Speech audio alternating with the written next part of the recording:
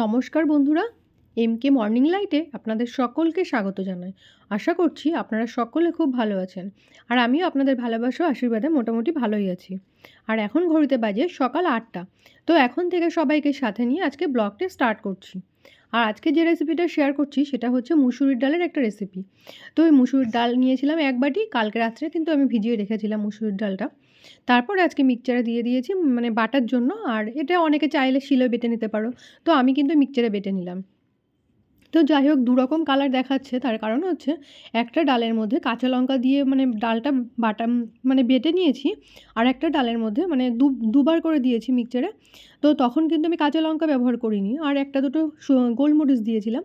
তো সেজন্য দুটো মানে বাটার মধ্যে একটু ডিফারেন্স কালার দেখাচ্ছে। তো যাই হোক এরকমভাবে ওই যে কাঁচা লঙ্কা অ্যাড করার জন্য এরকমটা হয়েছে। আর এরকমভাবে ভালো করে ফাটিয়ে নিতে হবে বেশ কিছু সময় ধরে। যত সময় না হাতটা একটু ঢিলা মানে টাইট হয়ে না টাইট যত সময় হবে মানে থাকবে, তত সময় কিন্তু ডালটাকে ফাটাতে হবে। আর তারপরে আমি একটু পেঁয়াজ কুচিয়ে রেখেছিলাম। ওই পেঁয়াজটা ওর সঙ্গে মিশিয়ে আর কি আমি এই বড়াগুলো ভাজছি। আর এই স্পেশালি বড়াটা কিন্তু ভাজছি আমার ছেলের আবদারে। তো বড়া খেতে ভীষণ পছন্দ করে। আর যদি হয় এরকম মুসুরির ডালের বড়া তাহলে তো কোনো কথাই নেই। তো অনেক দিন ধরেই বায়না করছিল যে একটু বড়া মানে বড়া করো মা, বড়া করো। এবার কোন ডালের কিসের বড়া সেটা তো জানে না। তো যাই হোক বড়া খেতে চাইলো, তাই আমি ভাবছি আজকের দিনে ও বাড়িতে আছে তাহলে ওর মতন করে একটু বানিয়ে দেওয়ার চেষ্টা করি। তো যথারীতি ওর পছন্দের আবদার মেটাতেও আমিও চলে এলাম বড়া ভাজতে। আর এই বড়া ভাজতে আরও একটা কথা মনে পড়ে গেল। আগের কথা। মানে আগে যখন আমরা শ্বশুরবাড়িতে থাকতাম, তখন এরকম মুসুরির ডালের বড়া না খুব করা হতো। আর বিশেষ করে আমার শ্বশুরমশাই ভীষণ ভালো খেত। মানে মুসুরির ডালের বড়া এরকম যেকোনো ভাজা আর কি গরম ভাতে একটুখানি তেল আর একটু শুকনো লঙ্কা আর এরকম ডালের বড়া দিয়ে ওনার এক থালা ভাত খাওয়া হয়ে যেত। যাই হোক ওই একটা অভ্যাস ছিল, ওনার ছেলেদেরও সেই অভ্যাসটাই আছে। মানে ডালের বড়া হলে মানে আর কোনো কথাই নেই। ডালের বড়া? তাহলে তো আজকে বিশাল খাওয়া-দাওয়া হবে। এরকম একটা ব্যাপার এদের মধ্যে আছে। তো যাই হোক ওইরকম বংশ পরম্পরায় চলে আসছে আর কি। তো সেটা হচ্ছে আমার ছেলের মধ্যেও এসে গেছে। তো ও আর কি বড়া মানে একটা বিশাল কিছু ব্যাপার এরকম যে খুব ভালো লাগে, ভীষণ ভালোবাসি। আর বড়া দিয়েই তো খাওয়া হয়ে যাবে সবকিছু। আর লাগবে না কিছু মা। তো যাই হোক সেই বড়াটা ভাজতে না সেই আগের কথা মনে পড়ে গেল। শ্বশুরমশাই এরকম গরম বড়া ভাজবো আর খাবে। তো উনি সবকিছু গরম খেতেই পছন্দ করতো। যেকোনো জিনিস গরম ভাজতে হবে। আগে থেকে ভেজে রাখলে কিন্তু আবার হবে না। ঠিক যখন খাবে তখনই ওনাকে ভেজে দিতে হবে। তাহলে উনি বেশ ভালো খায় আর কি, তৃপ্তি করে খেত।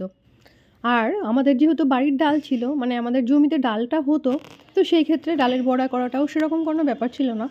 যখন চাইলে আর ঘরে ডাল থাকলে ঘরে চাল, ডাল, তেল, নুন যাই আছে মানে সরি নুনটা ছিল না, সবই ছিল। কোনো অসুবিধা ছিল না, কেনার কোনো প্রশ্নই ছিল না। বাবু হয়ে তো বসো। যাই হোক ঘরেতে এই জিনিসগুলো ছিল বলে কখনো সেই জিনিসটা আমরা বুঝতেই পারিনি। এখন যেরকম সব বুঝতে পারছি কিনে খেতে কি খেলা হচ্ছে এই এটা? আর কি। আর এদিকে আমার দুষ্টু দেখো এটা কি কি? শুরু করেছে বাবা! খেলাধুলো। আজকে বাড়িতে আছে তো এই যে বাইরে এগুলো চলে কি এসেছে, সব? শিব, দুর্গা, কার্তিক, গণেশ যা কি বানিয়েছে ঠাকুর? সব কিছু নিয়ে চলে এসেছে। খেলছে এখন। পাতাগুলোতে কি হচ্ছে? ঘট। ঘট? পাতাগুলো ঘট হয়েছে? এই হচ্ছে খেলা। দুষ্টুর আজকে স্কুল ছুটি তো এইগুলোই করছে।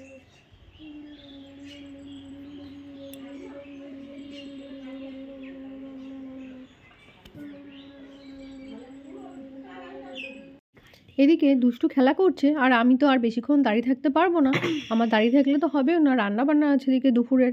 তো তার জন্য কিছু কাটা বাছার সব ব্যাপারও আছে। তো ওদিকে আবার আমি চলে আসলাম তরকারিটা সবজিটা কিছু আনাজ-টানাজগুলো কেটে রেখে চলে যাবো স্নান করতে।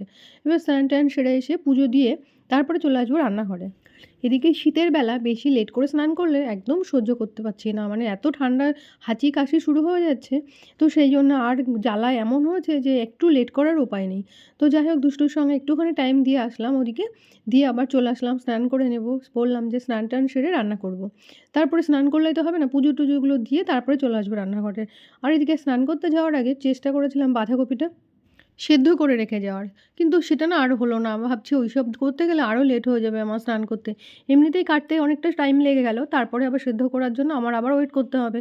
তো যাই হোক কাটা তো হয়ে গেছে। যাই হোক পরে এসে রান্নাটা করে নেবো একসাথে। ২ পাশে দুটো বসিয়ে দেবো। তো ওইভাবে চলে গেলাম। এবার ওই এসে রান্নাটা বসিয়ে দিলাম। তো আমার বাঁধাকপিটা কিন্তু মোটামুটি কথা বলতে করেই ফেলেছি। আর এনেছিল আমাদের মাশরুম আজকে। তো মাশরুমটা কে খাও অবশ্যই একটু জানিয়ে তো কমেন্ট করে। আর আমার দুষ্টু কিন্তু একদম খেতে চাইতো না। এখন একটু খাচ্ছে। আর বেশি ও পছন্দ করে ডিমটা। তো যাই হোক ওর বাবা আবার রোজ বলছে ডিম করবো, তো মাশরুমটা বাচ্চাদেরকে খাওয়াতে পারলে খুবই ভালো জিনিস। তো কিন্তু ও খেতে চায় না। যাই হোক ওকে একটু ভুলিয়ে-ভালিয়ে একটু খাইয়ে-টাইয়ে ফোন-টোন দেখিয়ে দিলে খেয়ে নেয়। আর এগুলো না আমার বরমশাই কম বেশি ছাড়িয়ে দিত এক আধ দিন। আজকে আর একদম কিছুই না দিয়ে চলে গেল। তো সেই নেহাত আমিই সব ছাড়াচ্ছি। কখনো এরকমভাবে একা, একা ছাড়ায়নি তো। উনি আবার দেখিয়ে দিত আমাকে। কখনো আমি বিয়ের আগে এরকম মাশরুম খাইইনি। মানে আমাদের বাড়িতে এরকম মাশরুম খাওয়ার চল ছিল না। তো যাই হোক এখন কিন্তু করছি। আর শ্বশুরবাড়িতে যখন ছিলাম তখন আমাদের বাড়িতেই মাশরুম চাষ করত, মানে শ্বশুরবাড়িতে। সেই মাশরুমগুলো না পাতলা, পাতলা ছিল। আর এইগুলো তো আরেকটু মোটা, এই ধরনের মাশরুম না। এখন যে বাজার থেকে যে মাশরুমগুলো কিনে আনছে, মানে এইরকম মাশরুমগুলো তো অন্য টাইপের। আর যে শ্বশুরবাড়িতে যখন ছিলাম, যেরকম মাশরুম না বাড়িতে হতো যে দেখতাম বিচালি আর কি পচিয়ে-টচিয়ে ঠোঙার মধ্যে নিয়ে আর কি ঝুলিয়ে দিত অন্ধকার জায়গায়। তো ওখান থেকে না অনেকগুলো মানে গাছের মতো ওরকম ছড়িয়ে আর কি ঝুলিয়ে রাখতো বা জল-টল দিত মনে হয়। ওরকমভাবে দেখতাম বেশ হতো, আবার মাঝে মধ্যে ওই কেটে দিত, রান্না করতাম। আমিই তো করেছি যাই হোক। তো সেগুলো কিন্তু আরেক রকম মাশরুম। মানে বিনা সার তেলে শুধু অন্ধকারে রাখতে হতো। যাই হোক সেসব একেক সময় একেক রকম মাশরুম পাওয়া যায়। আর এখন দেখছি আজকে আমাদের এনেছে, তো আমি কাটতে গিয়ে দেখলাম ভেতরে আবার কেমন কালো, কালো টাইপের। তো দেখে শুনে ওগুলো নিতে ইচ্ছা করছিল না, কেমন লাগছিল। তো ওই জন্য আর একটু লেট হয়ে গেল। ওই যে দেখো নিচে রেখেছি সাইডে কালো, কালো, তো ওইগুলো আর কি ছুরি দিয়ে আমি এবার পরিষ্কার করে নিচ্ছি। মানে খুঁচিয়ে। তো অনেকটা সময় লেগে গেছে ওই জন্য আমার আর কি মাশরুমগুলো কাটতে। এদিকে ওর বাবা বলে গেছে বেশি কুচাবে না মাশরুমগুলো যেন একটু বড় থাকে। আর এই মাশরুমে দিয়েছি একটা আলু, একটু বেশ বড় সাইজ করে কেটে দিয়েছি, মাংসের মতন করে রান্নাটা হবে। আর এই যে আমার মাশরুমটা কাটাও হয়ে গেছে। আর মাশরুমের জন্য নিয়ে নিচ্ছে এই যে জিরে, ধনে, পেঁয়াজ, রসুন, কাঁচা লঙ্কা, টমেটো, আদা আর দিচ্ছি চারমগজ, একটুখানি সামান্য তিল।